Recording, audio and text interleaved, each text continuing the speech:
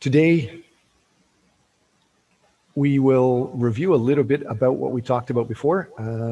This is the International Strategic Management class in our first meeting that is now on YouTube and on video with CTL in the university. We talked about general strategies for life and the need to write down your ideas for your big goals and then work backwards. What do you need in half of that time to get there? In half of that time, what do you need? You should be writing down plans each day to achieve your ultimate goals and plans. Today, this week, we are focused on the idea of what is the academic aspect of international strategic management. So what is strategic management? So I'm going through, and as you can see here on the screen, I'm introducing introduction. A few more people are trying to join. Introduction to academics and the strategy, the big picture evaluation in the business. To start with, I'm going to show this video. So please get ready for it. Let me make sure, yep, sound is on. Of what strategy is, abilities do we utilize to deliver that value? Do we have exceptional human capital, superior technology, unrivaled network connections, or a unique reputation? Articulating a clear strategy. You guys have any questions about that? I'd like to go through and check you guys understand this whole idea. Our class is teaching international strategic management. So to start with, let's make sure we understand what is strategy. So Mr. Jung Jae-hoon. Yes. Merry Christmas, your turn. Would you like to try to remind the class, what do you think strategy is? Actually, the video is too fast for me, so I'm not sure I understand every contents. But what I learned from the video is that strategy is not the same as a goal. And then in the strategy, you need to make a clear and concise answer. And then also good strategy is important, but timing is also necessary for business. Yeah, that's what I learned from the video.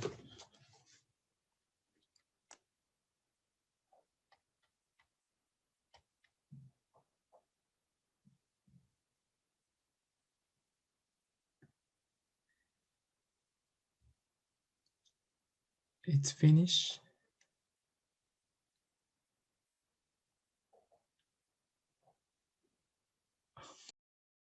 Professor, you're muted. Can you guys see here the Excel file on the screen? No. This is what we're trying to, now it's up. Yeah. So again, inside here, this is the class outline, International Strategic Management outline. You understand the activities we are going to be doing are here. The specific details of either the PPT, the article, the video that we're going to be discussing is here. You understand at the end, your goal is to go through and make for our class a final research project and one of the projects presenting the weekly topic, and that should be discussed in here. And yet several people maybe you've gone through this Google and he can stay in touch anytime. So again, the message is be aware of your strategy, write it down, know what's going on around you. And so inside the video that I just finished showing, you can see not only do we have this video, but it showed that there's millions of different people saying this is what a strategy is, or a strategy is a little bit different. There's many different definitions of it. A lot of people, and I agree, that you need to analyze the companies and analyze yourself and analyze any organization that you're interacting with and try to understand who are you? Most individual people don't know how to describe who you are. So really think about that. Write something down that can introduce yourself in a few seconds, or at least 30 seconds. Where do you compete? You do know in our class that there may be 10 to 15 students, but you are competing with millions, maybe billions of other students around the world. Now with online access, you're competing with billions. So how do you compete with these other people?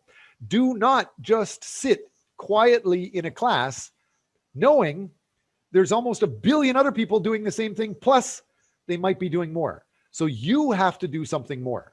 Don't just waste your time with me.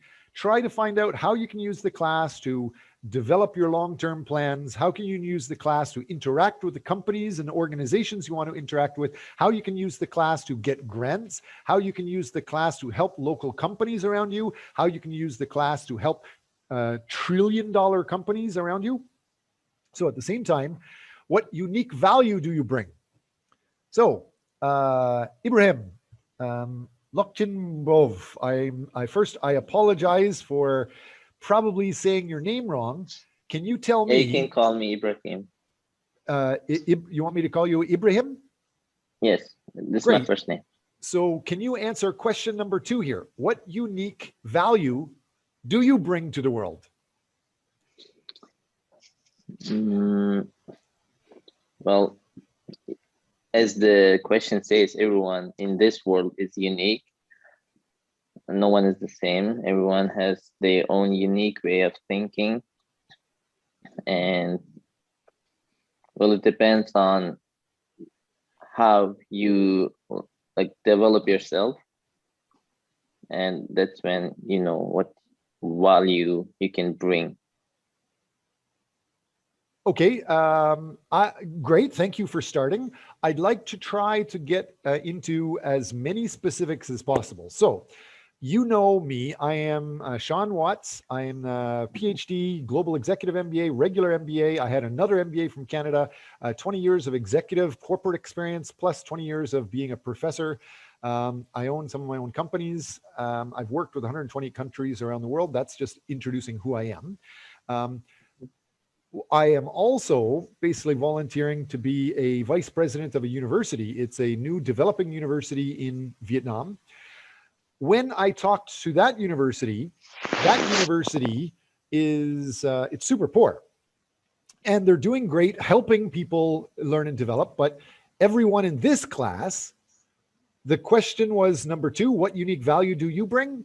You bring access to millions of dollars of information.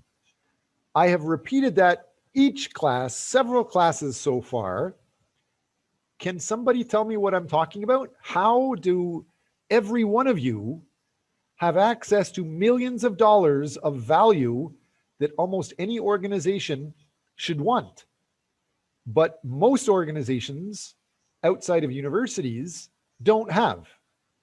And even though I'm a vice president of a different university, that other university doesn't have it. What am I talking about? Is it university resources? Such as, yes, you are a university resource, private? right? All students, all professors, those are private resources. Like what? Yeah. I mean, universities' private resources are always different in each university. Yes and no. The top universities of the world spend millions of dollars every year to learn and share from the best. That is your online library. That is the Scopus. You go to www.scopus.com and it asks you if you want to sign in through your university. If you're from a good university, that university pays millions of dollars, sometimes $3 million every year, just to be able to download Harvard Business Review magazines or journals and many other much, much better resources than Harvard Business Review. And so each story in each magazine is worth $30 to $50. That alone is very valuable. If you find a company that you want to work with, that company doesn't have access to that. They're not paying millions of dollars just to be able to access these journals that are usually created by famous researchers or professors. So you could give that information to them in your report. Understand? Even if you have Yeah. terrible English or terrible Chinese language or French language skills, whatever your language is, you could download these in various languages and give them to somebody. It's written down. So your verbal communication is just a bonus. So that's one unique value you bring. Zara, what is another value you bring to any organization you contact? Are you here, Zara, or is that just a photo of you watching us? Is the, the internet frozen? Maybe her internet is frozen. Maybe the internet is frozen, yes. Oh, I started to hear you. I think my way of thinking is I'm here. Can you hear I can hear part of what you're saying, but you're cutting out. Unfortunately, the internet's not going too well. Sorry about that. Mr. Jung, can you guess what is it that Zara is trying to say, or what, in addition to these online research reports that you can download and share benchmarking practices, what is another value you bring to any organization you want to work with?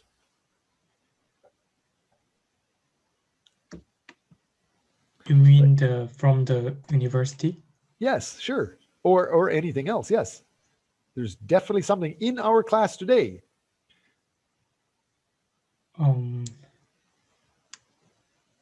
Maybe people, because because in university you are socializing with many different people.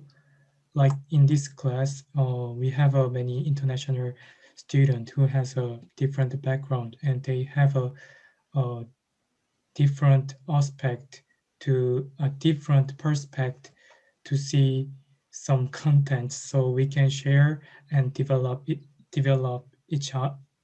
together by interacting with us. I think yes, good. Exactly what you're talking about. The idea of you are connected to many students. And I think this university has what, about 30,000 students that all are connected together. Plus there's what, 3,000 professors, usually PhD people or researchers that you're connected with. So any organization you're interested in, you could understand, you should understand that you are part of a team of 30,000 students and 2,000 or 3,000 researchers and professors that could help somebody.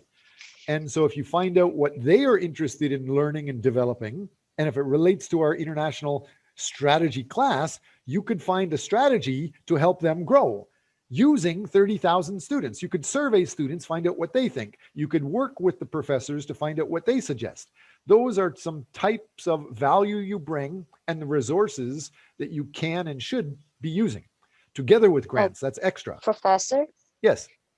Can we also count the fact that we also do a lot of research while studying, and it's always not only on one project, like let's say one company that is Samsung, it's usually we work on a lot of companies, like we do research on various types of companies until we find one. So what I mean is we will have a lot of information on various companies. So it can also be very valuable to benchmarking practices. Yes, you've seen other companies doing secret things. I definitely have. I know this works for this company, and for a different company it doesn't work. And so I can take that together, and the next company I talk to, I can say that you could try this, but be careful of this problem. That benchmarking is very valuable. Absolutely. The more you study, the more you can apply that to help. And as he said, in Sun Tzu's The Art of War, he says that you must know who you are. Many people don't. You must write down your strategies and plans for sure, but you must also know the people around you and the terrain around you. So be aware of that environment. So yes, apply that. That's exactly what they're talking about with The Art of War. So how do we sustain our value? How does a university sustain the value? How do you sustain the value? Just connecting with students, you have the alumni, right? There have been thousands or hundreds of thousands of students that have studied these same classes before and have graduated and are now probably top management in many companies. If you understand, maybe Mr. Jung, you can confirm, in Korea, if you go to a university, anybody in the same university that's younger or newer than you should be helping them, right? You have a connection with them, right? So if you find an alumni from our university that's working in the company you like, and just phone them up and tell them that you're at the same university, there's almost an unwritten rule that they have to take care of you. They have to help you. So that is a resource. And there's hundreds of thousands of those graduates, like managers working around the world.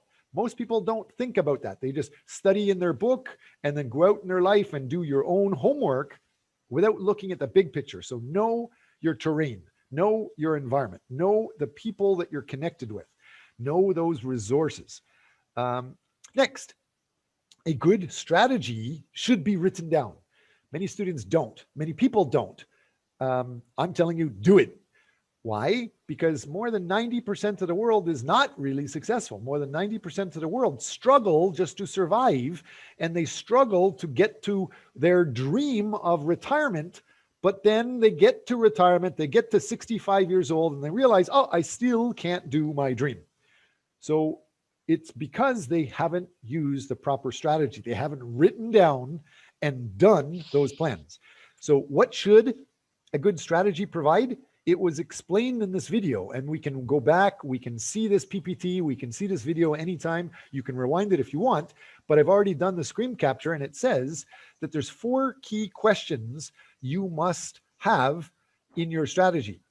As we said here, where do we compete? What unique value do we bring? What resources and capabilities do we use? And how do we sustain unique value? So it's showing the idea that you are part of a flower and a plant growing. And at the same time, they're thinking that strategy is warriors, like An Art of War was one of the very first strategic training manuals. You need to understand those things. Any questions about this video before we move on? I have an opinion. Great. So we talked about how we sustain our value, right? Let's take the university or any employee that works for a company. I think in order to sustain the value, unique value, anyone should always be updated, update their strategies, because everything is changing time by time with technology developing. So I feel like updating strategies or the plans all the time, or just considering it, will also might help us to sustain our value, or updating resources, information on the field that we are working. So what I understand you're talking about. What I'm saying is, updating information and the strategy all the time. You should continuously look at this.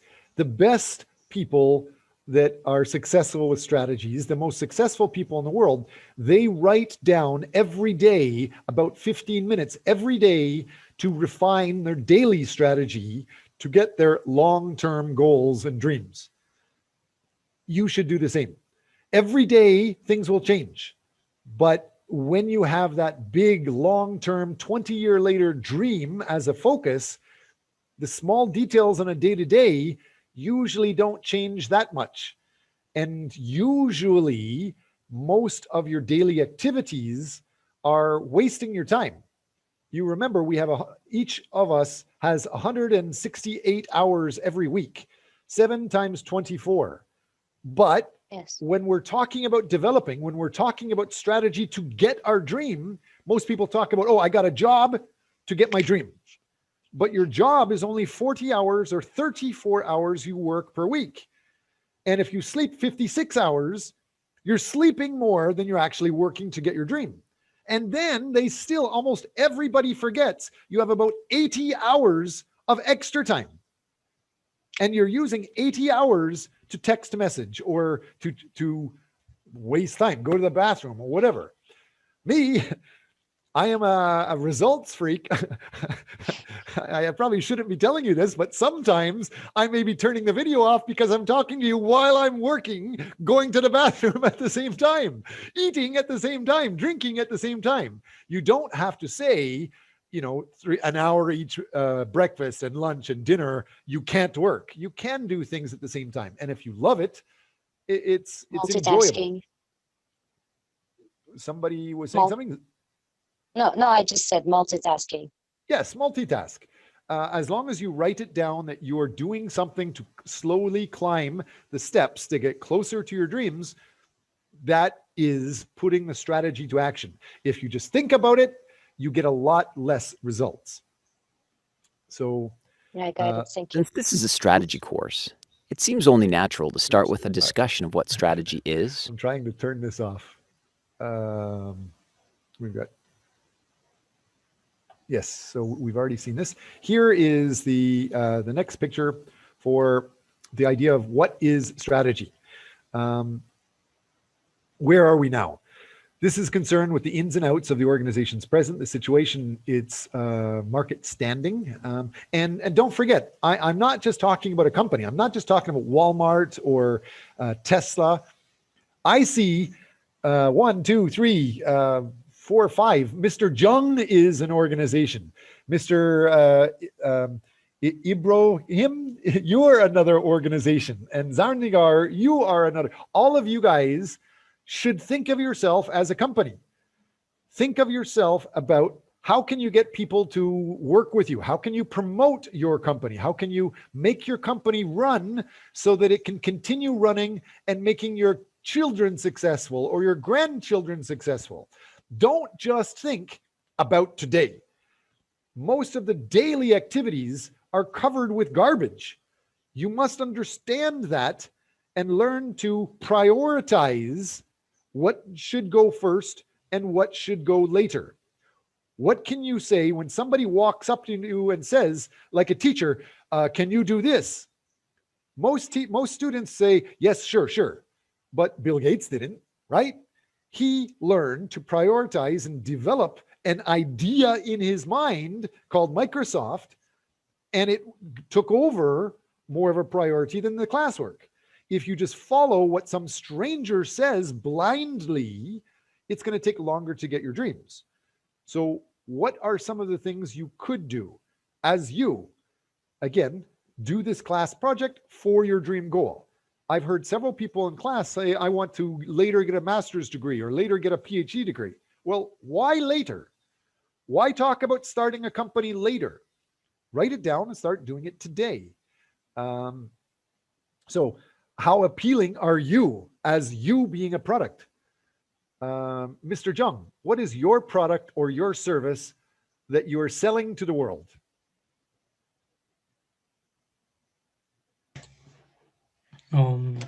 And after you answer this, I'm going to ask Ibrahim.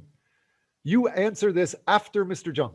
What is your product or service that the world should buy? What are you promoting? World should buy. If the world doesn't buy it, if they don't pay you, you don't get any money, right? How are you going to pay rent or pay to have dinner tonight? So,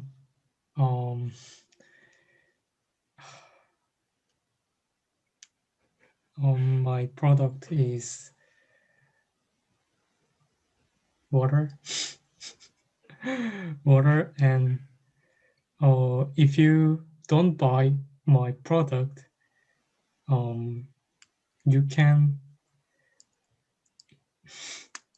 you can live longer than others. So you must buy our product if I am an organization.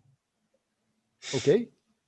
Good. It's a good start, but you're not if you're an organization. You are an organization and you are selling something. So you are trying to sell water to the world. In much realistic, I actually wanted to run hotel or some tourism companies because I personally really interested in tourism industries. So I want to sell them some special hotel service or tourism products to people. So for me, I want to promote Korea. So I want to give customers a really nice experience in Korea.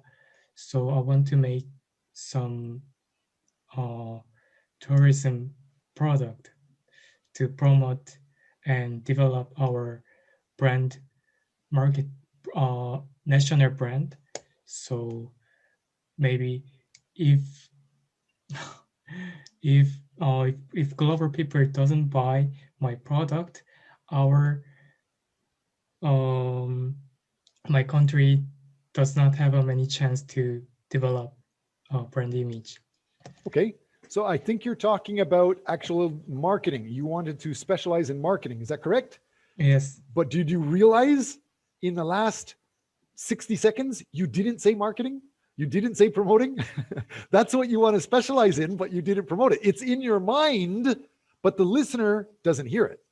So remember that what is inside us is nice, but it's not as important as what your customer or the other people, the target people, hear.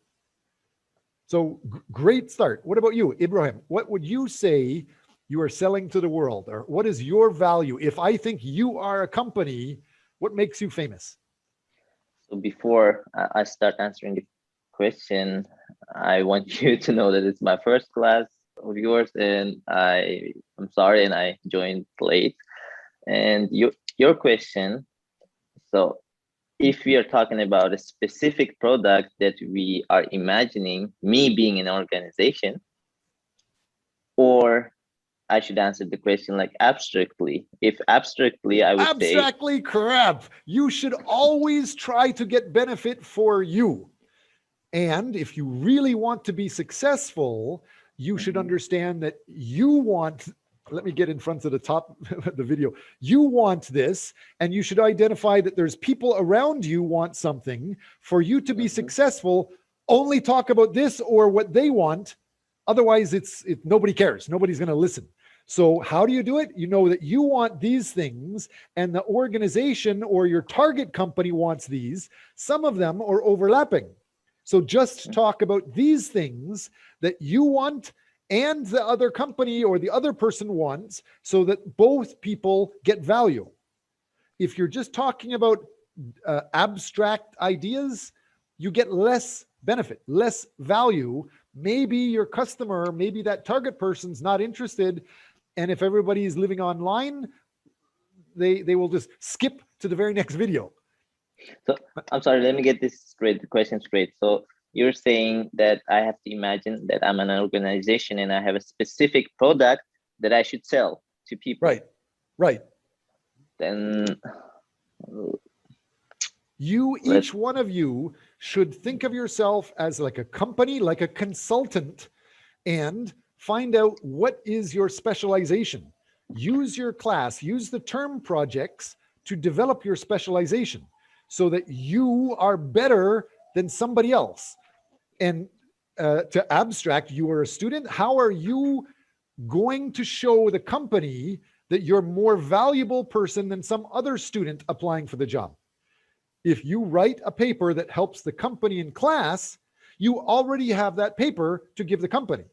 If you start surveying that company now, you have a relationship with them, versus a different student does not have a relationship and they do not have the details for the company. So start now. Does that make sense? And when you contact the company doing your paper, the company doesn't have access to that website, www.scopus.com. That's worth many millions of dollars every year, like Harvard Business Stories and journal research reports. Each one of those is very valuable. You can use those, download them for free from our university, and give them to a company. So the company is going to love you. That is just one of the things you're doing just as a regular student.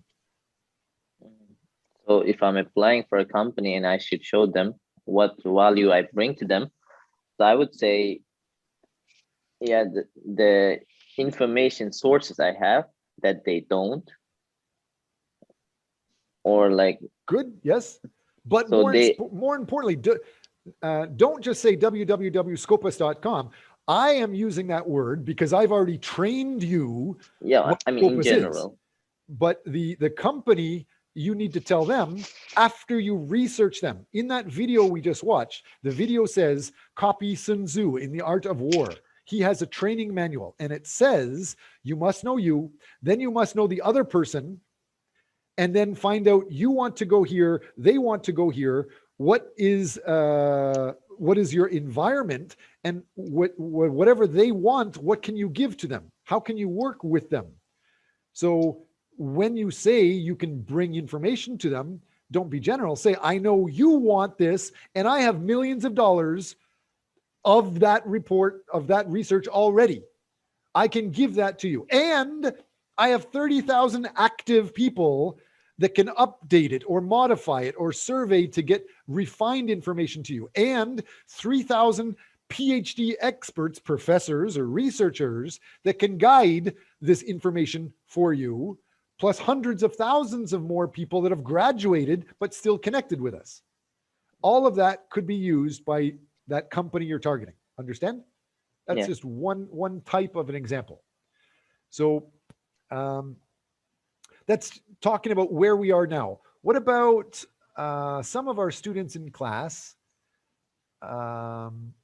I didn't, Hyanak Do was here. It looks like he has another meeting. He left class early. He was saying— I am here, Professor. Oh, you are here. Good. Was it you that was talking about the MBTI and the humanmetrics.com?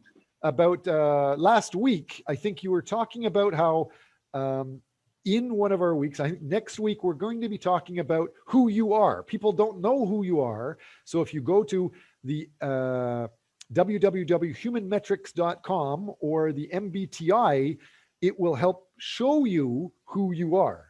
You understand those details? I use those sites, Professor. Great. Can you tell us, what do you know that? What is that site? Metrics. What is that? I used the humanmetrics.com on myself and then my mom.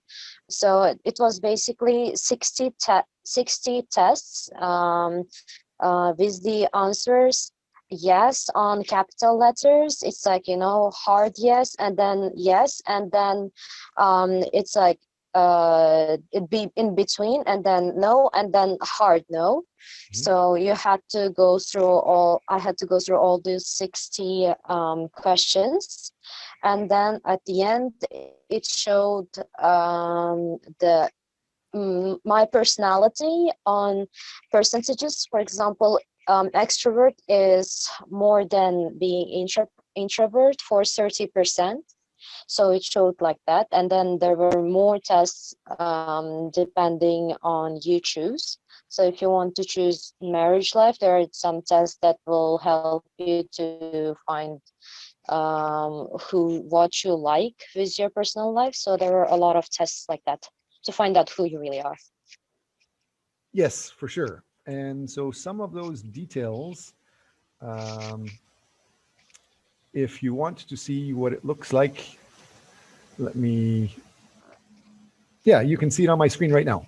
So, I'll just, if you go to www.humanmetrics.com, what she just said, there's, as she said, 60 different questions, and your answer is yes or no. Do you like to be early for appointments? Yes or no? Or do you like to be engaged in fast activities and fast-paced jobs? Yes or no? So when you answer those, it will give you one of 16 different codes that describe your character, your ability, your personality. It also is attached to how you like to learn. Your learning style is different than other people. Your communicating style is different than other people. Your dating style is different than other people. The more you know about who you are, and this tells you what they predict you are, the better you will be. So do you remember, Zarnigar, which is your personality type? I am Yeah, INTJ. actually, it's on mine should be, well, let me check. I was using it right before the class as well. Hopefully all of you should be aware of who you are, because that says where you are now. You are at a stage where you know who you are and you know that you want to get to this level. That's the idea of where we are going. Whenever you find out that code, any of you, if you know that code, please yell it out, and it might help other people interact with you better. So mine was ENTF, I guess. ENTF. Okay, mine is INTJ, just for your reference. Next, where are we going? This is concerned with the direction in which management believes you or the organization should be headed in terms of growing the business or growing your future, strengthening your future, strengthening your market organization's standing and financial performance in the years ahead. Again, it doesn't always have to be related to financial details. Some people, usually the wealthier you are, the richer you are, the more money you have, the less you care about money. And the more you care about different results like happiness or satisfaction. So how are you going to get there? Write those details down. Those are all part of your strategy. You need to be able to answer all of these questions. The search for sustainable competitive advantage. What is your advantage compared to others? Knowing that the world is online. Korea is one of the highest tech, most plugged in countries in the world. That is a competitive advantage. Korea is also it was the poorest country in the world about 40 years ago. Now it's one of the richest countries in the world. So they have the secret to success, how to go from low level to success. Most countries don't know how to do that as well. So that's good. And we are in East and Southeast Asia, where the world is slowly focusing on that. You guys know which country in the world has the biggest economy, or which is the #1 country in the world? I feel like come from number Canada. one Does that help? country should be. No. Right. Canada is not that important. I feel like economy. No, Canada is good. But I feel like Finland or Norway got like really good economy. No? There are many good things about them, like the social welfare there and the education system there is very good, but there's almost nobody living there. And so since it's such a small environment, their budgets and the economy is still relatively small. Usually people were talking about why I said Canada is it's right next to USA. They usually say North America is the best. That was the biggest. But China has passed United States in their size of the economy and even the size of their money, their budgets in the economy. So we are in that area. That's all moving. The world is moving from North America, from Europe, being focused more and more on East Asia. So that is going to make us more of a competitive advantage. Levels of strategy. There's obviously corporate level strategy, business level strategy, operational level strategy. The first one concerned with the purpose and scope of the company and how to add value to the different business units. The business level strategy is concerned with the way the business seeks to compete with the market. And the operational level is concerned with how different parts of your organization deliver strategy in terms of managing resources, processes, and people. So how does that relate to us, me? Now, in our class, you all have to do at least 2 different tasks, and you can work with a team.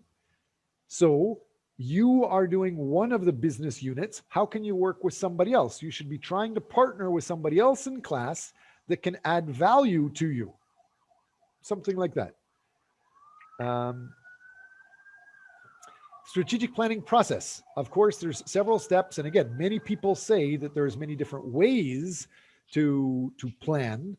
I believe the best way to do it is to, I'm just going to show you this.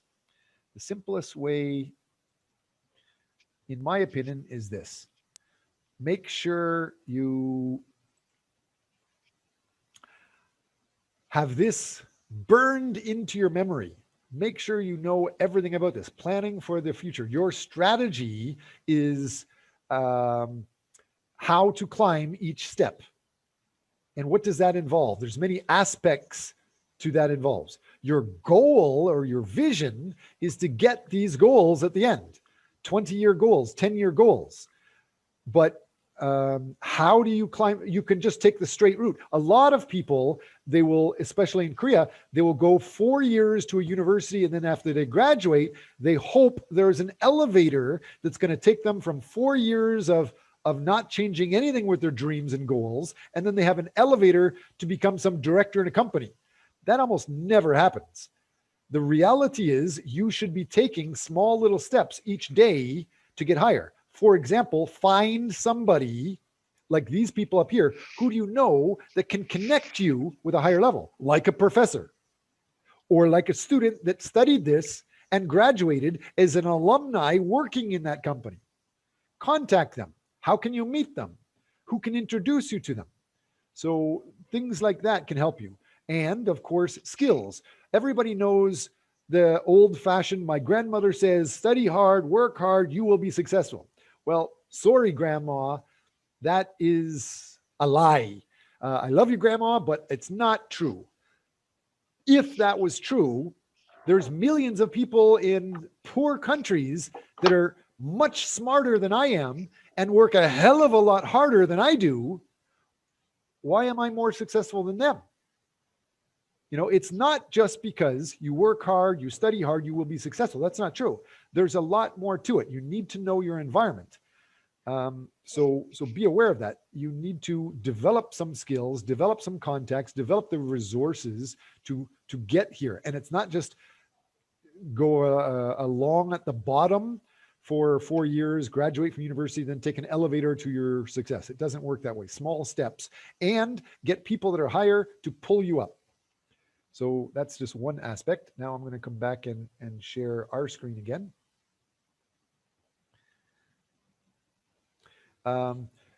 This planning process, the industry and competitive analysis.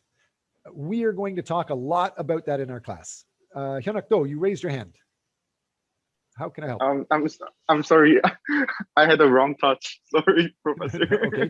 Do you know, can you define what is competitive analysis or what is competitive advantage? Competitive advantage? Yes.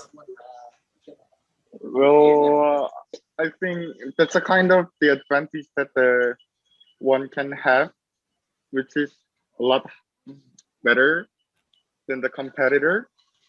I mean, something new, something new that the competitor cannot. Yes, you're close. Is there anybody else that can help identify what is competitive advantage?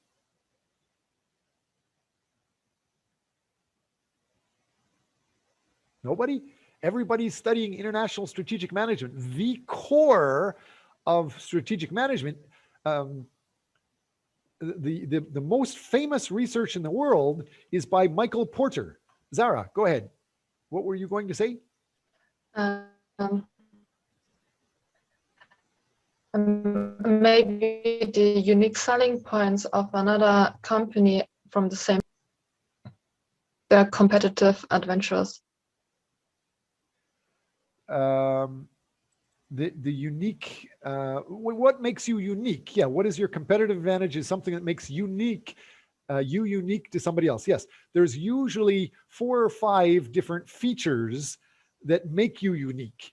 So what we talk about is your price competitive, or your first mover advantage, the environment competitive advantage. There's a variety of different things. And Michael Porter is a world famous person that developed a lot of research to identify every organization needs to look at these 5 forces that impact competitive advantage. And if you're not aware of these details, you will have difficulty. That's one of the readings that we will be talking about. And as we go through the class, the week by week, we're talking about internal and external competitive forces. We're going to be talking about this a lot later on, but make sure you know the name, competitive advantage, and Michael Porter. Michael Porter's 5 forces of competitive advantage. And again, just the research is nice. You can get one Harvard story worth $50, but how it applies to you or how it applies to the company you want to work for, that's even more important. Talk about those things. Before talking about Michael Porter, maybe you don't know about him. Almost everything in life is still simple if you look at it deeply. What is this that I'm talking about? The external and environmental analysis, or the internal. How do you analyze that? I think everybody's learned that in middle school, haven't you? SWOT. Anybody know what SWOT analysis is? Yes. So can you tell us, what is the SWOT analysis? And since I assume almost everybody understands it, the more detailed question, after you explain what SWOT stands for, what do you think is the biggest mistake most MBAs make when doing a SWOT analysis? So just start with explaining, what is a SWOT analysis? It's the strengths and weakness and objectives and target of a company.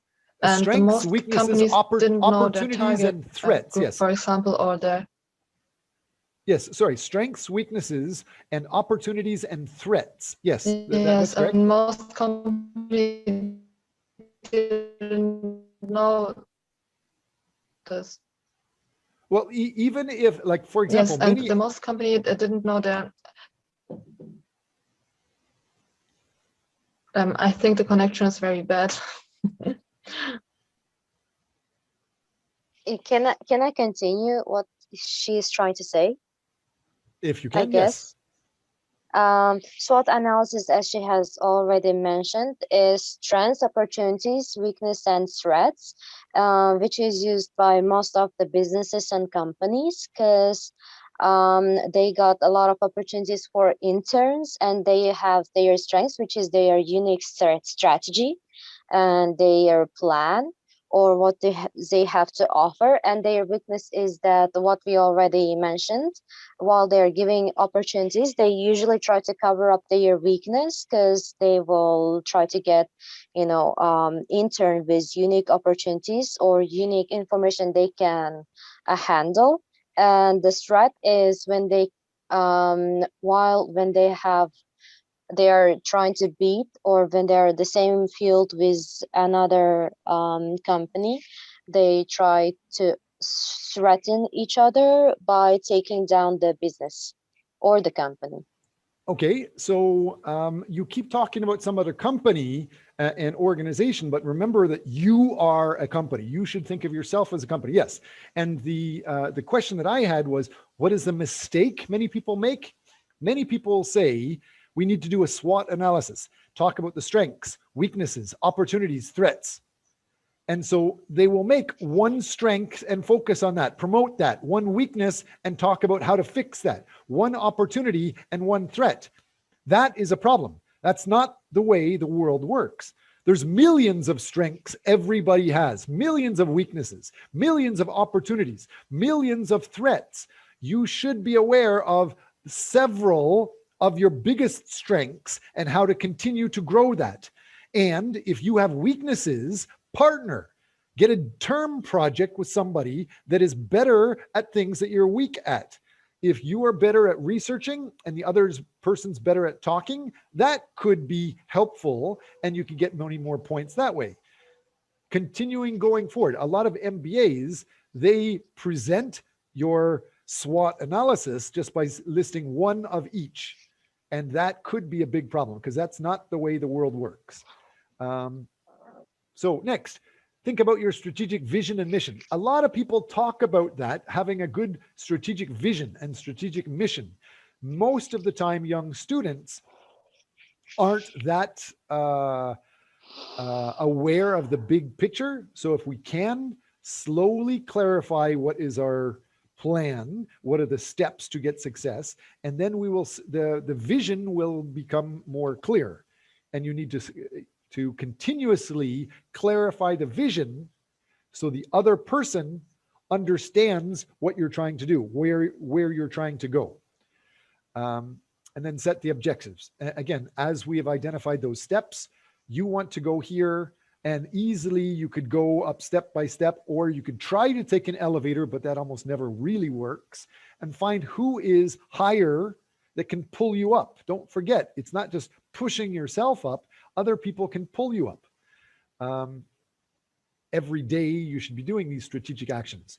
And that book called 7 Habits of Highly Effective People, they talk about it very clearly. He also has another book called The First Things First. You should be identifying every day there's millions of things or hundreds of things you have to do. You should try to say, I will do all of these other things only after you help me finish these 3 things that will help me get my goals. After my most important things that are not urgent, it's just for today, but you help me finish these, then I will do these other things and help other people. Don't let the distractions of text message, don't let the distractions of friends wanting to go party with you, don't let those distractions slow down you from finishing those 3 things each day that get you higher towards your goals. That's the idea of the implementation of the strategy. So, competitive advantage. I have designed this course with all of this in mind. And I assume I'm a geek, and what I understand with 30 years of training is different than what you observe. So I'll try to help explain it. And I'm repeating several things.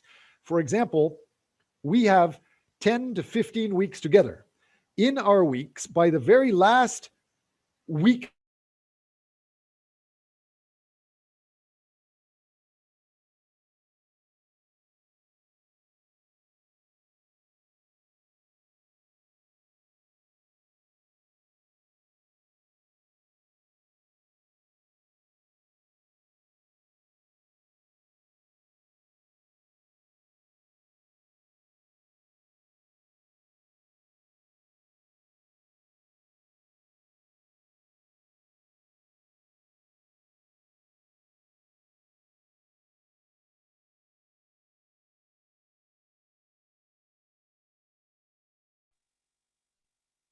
can you still hear me?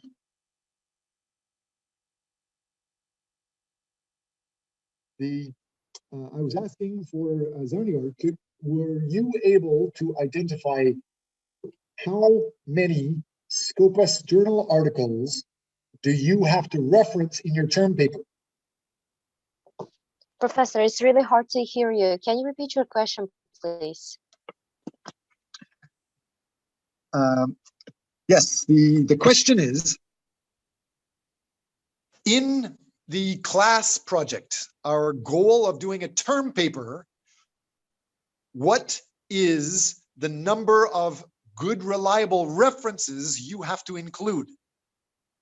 How many Scopus journal articles do you have to reference in your term paper? As many as possible. Yes. Do you remember the details though? The number? No. No, I don't.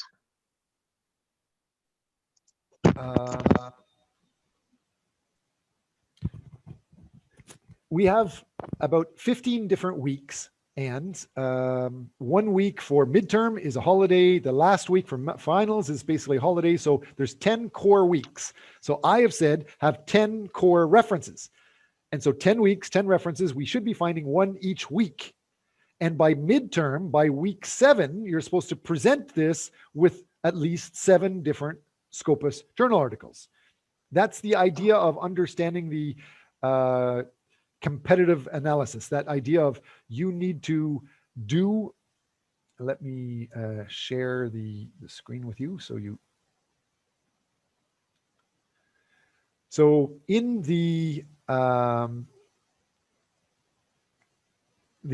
step one, industry and competitive advantage is very, very important. You need to always be researching online what is good, reliable information to help you. So every week you find a Scopus Journal article and share that with our class. That is the most reliable, the best benchmarking material you can use. Everything else is less reliable. It could be wrong.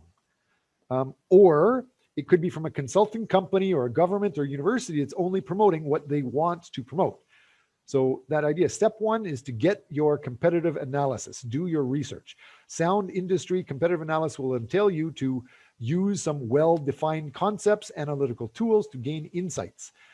The dominant economic features of the industry in which the company operates. That's more of the economic background. The kinds of competitive forces industry members face. Again, that is the 5 forces of competitive advantage as explained in Harvard Business Review by Michael Porter. I will be sharing with you that article in the future. So the market positions that your industry rivals or your competitors have, and the strategic moves rivals might do, or what are the strategic moves your competitors and enemies might do, and how you can manage those. An example, I used to work for Samsung. I still work indirectly with friends there. And when we were working with them, and when we worked with actually a higher tech company called Applied Materials, every month we'd have a very big executive meeting. It was the war room meeting where we would have staff, usually the HR staff and usually the marketing department staff. They would always be interviewing students or workers from competitors. Why? We do want to hire the best, but more specifically, we will take staff from our competitors because during an interview, they can tell us the inside information, the competitive advantage, what they're good at, and we can learn from that. So those are some types of thinking strategies that you could take. So identify in your industry or competitive analysis key factors for future competitive success, like if the other company is doing this, we need to do something to manage it. So same thing. There's thousands, millions of students planning to graduate at the same time you're going to graduate. How are you going to be better than them? Use your class activities. Contact those workers, the managers now. They can come in and talk with you in class. You can do a research project on them in class. Next, the idea of internal analysis. Now we're getting into the SWOT analysis, inside and outside analysis, strengths, weaknesses, opportunities, and threats. And to be a complete, comprehensive internal analysis, you need to assess the success of your present strategy. Its competitively important resources and capabilities, its capacity to take advantage of the market opportunities and overcome the threats, whether its prices and costs are competitive. A lot of people, especially young students, they usually look at what is the lowest price.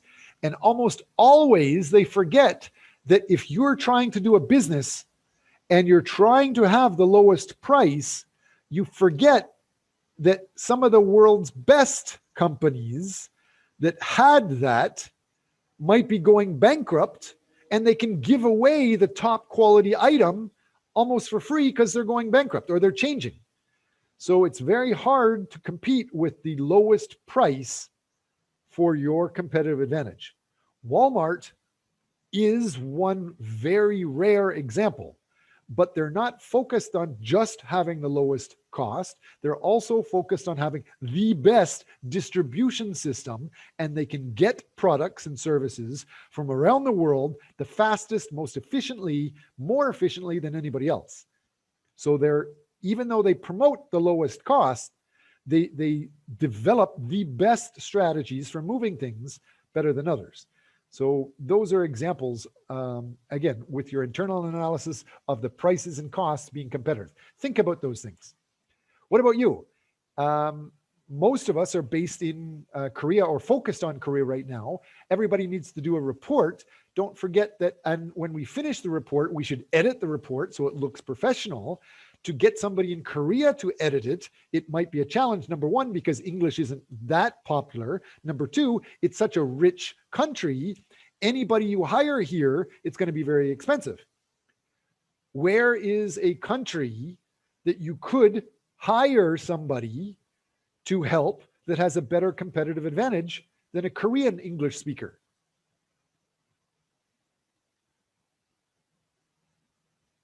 No comments? India, Nepal, Kenya, where they speak English all the time, and they're working for maybe $1 a day versus here they're looking for like $10 an hour. Those types of things are just examples of what you could be thinking of. Is that clear? Was that clear to you, Zarnigar? Yes. When you hire somebody to edit your paper, you can edit your paper using an editor from another country. You don't just have to hire somebody from England or London, England. What else could you do? What is another competitive advantage or competitive strategy just for editing your paper? Any other way? I can. Oh. Who? The idea that we are in a class and we'll have 10 to 15 different students, we could basically say, I'm going to share my paper and you share your paper. I will edit you, you edit me, and we do the peer review. That could be free. And at the same time, you are seeing their paper. You're seeing, oh, that's a good idea. I can use that. And you're giving your paper to them. They can learn from yours. So the peer review is a very big part. So those types of thinking styles should help you grow and develop. Every week, you get points if you're able to talk about these things. If you find a journal article and you share that journal article with the class, you can get points. If there's 2 people that have that, we could have the class discuss this in detail in groups, and many, many more benefits could be possible. So we should be aware of those things. There's again, there's a variety of things that we're talking about with the international strategic management. Overall, you should be writing down these details and plan to grow, realize that things can change over time, but as long as you've developed a little bit, even if things change, Horizon 2 changes, you still are better prepared if you've started growing rather than just waiting until you graduate. So continue to see the horizons can change, but you must be working daily, hourly, minute by minute to try to develop yourself. So there's a variety of things here that we're talking about. Inside our class outline, there's a variety of links to online videos that explain this stuff as well. The strategy statements should have 3 main themes. Make sure that you have goals. I talk repeatedly about your 20-year, 10-year long dream goals, long-term dream goals that you as a company or the organization seeks, which draw on your stated mission, vision, etc. Your scope, make sure you know the environment and your capabilities. What's your advantages or capabilities that you have, like having access to students, having access to professors, having access to Scopus very expensive databases. So yes, make sure your strategy for you going forward, always think about those things, not just with the class project, but your goal, your scope, and your capabilities. And as we said earlier, and Zarnigar, you started saying, what is your MBTI, your Carl Jung, Myers-Briggs typology indicator, your personality and your characteristics of yourself. Try to go through and identify your capabilities. Make sure it matches with what your goal or mission is. When I was 14 years old, I made my long-term plan and I found out it was wrong. I thought I wanted to be a medical doctor, but after becoming a medical doctor, a chemotherapist, seeing many people sick and dying around me, depressed all the time, I realized I was much better at setting up cancer clinics and I liked business more than being around helping sick people. So I changed my idea. So make sure you're truly aware of your capabilities. When I started, I was wrong. Anyway, so our class time is basically up. I can keep talking for a long time. Are there any questions you guys have?